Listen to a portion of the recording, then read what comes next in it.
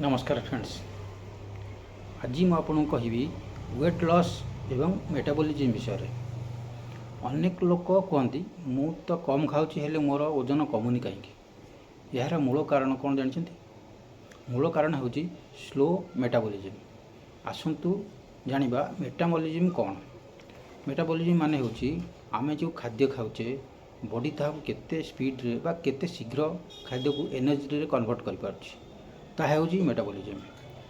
जदि metabolism slow हो जाए खाद्य को एनर्जी रे परिवर्तन करिवारे स्लो हो जाए ताहले फैट बा चर्बी शरीर रे जमीबा आरंभ करे। यही मेटाबॉलिज्म रो बड़ पांचटी मुख्य कारण मु आपन कहूँ। प्रथम कारण है दिन भरी बसी रहा। जो मैंने ऑफिस रे जॉब करचंती बिजनेस करचंती दुकान रे सब बसिक रोचंती बॉडी मूवमेंट हो नहीं एक्सरसाइज हो नहीं तेणु बॉडी मूवमेंट कम है चलवा बुलवा कम हेले कैलोरी बर्न हुए ना।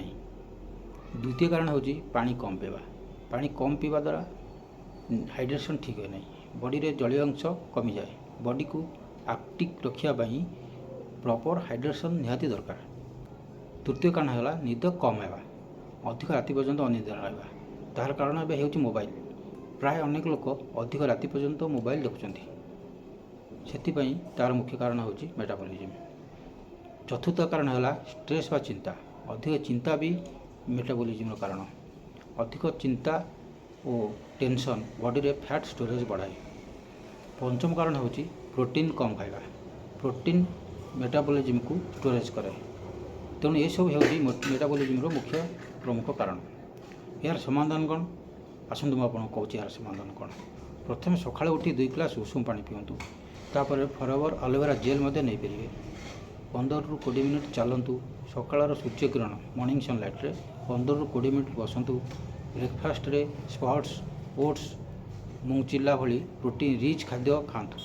लंच रे डाली सब्जी सलाड खातु। राइस कम खातु भात कम खातु। इवनिंग रे ग्रीन टी बा हर्बल टी नियंतु। आ किसी समय चलतु। डिनर सब लाइट रखु।